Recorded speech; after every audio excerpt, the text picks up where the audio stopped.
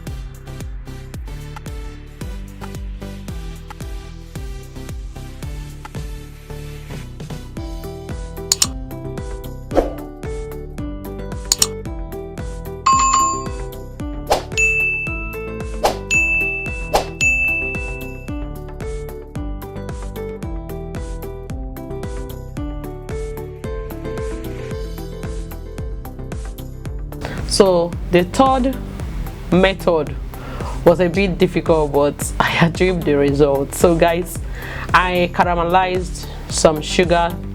In the beginning I tried using 5 spoons of sugar, but when I saw that it would not be enough, I had to make it 8. So in total I used 8 spoons of sugar, which I caramelized. So guys, my advice in this method is for you to, when adding the milk, like adding warm milk that will keep the sugar warm. I left the sugar all through on fire while I was coating.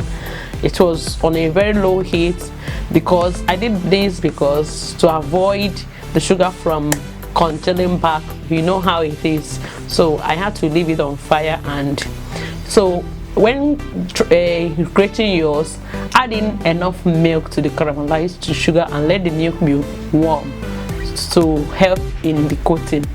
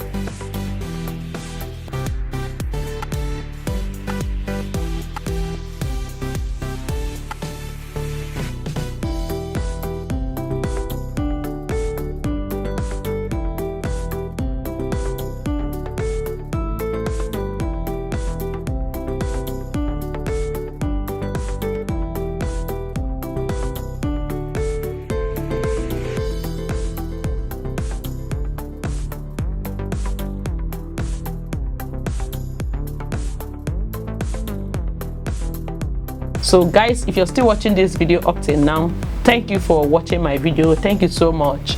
Please, if you've not subscribed, subscribe to the channel so that you don't get to miss out on my cooking episodes. And when you subscribe, click on that bell icon, the notification bell icon, so that you get notified by YouTube anytime I post a new video.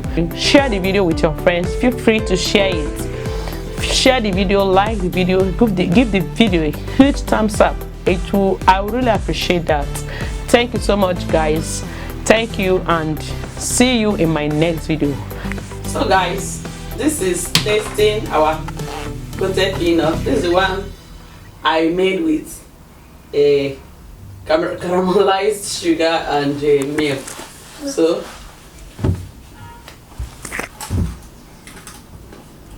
So guys, this was the one coated with sugar solution. So let's check which one is more crunch. Yeah,